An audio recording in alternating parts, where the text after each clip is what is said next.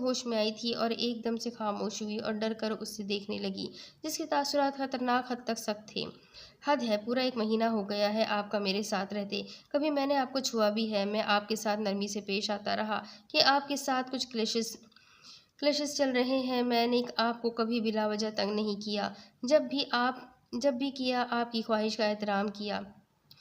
लेकिन आप मेरे सर पर चढ़ गई हैं। लेकिन नहीं बीबी, अगर आप इस रिश्ते से खुश नहीं तो कोई मसला नहीं। आप अपनी मर्ज़ी से इस गैर यकीनी रिश्ते से छुटकारा पा सकती हैं। मैं आपसे कोई तूफ़ानी किस्म की मोहब्बत नहीं करता जो आपकी राह में बिछ जाऊँ। मैं जब भी आपके नज़दीक आता हूँ आप ऐसे ट्रीट करती हैं जैसे मैं कोई हवस परस्त बंदा हूँ।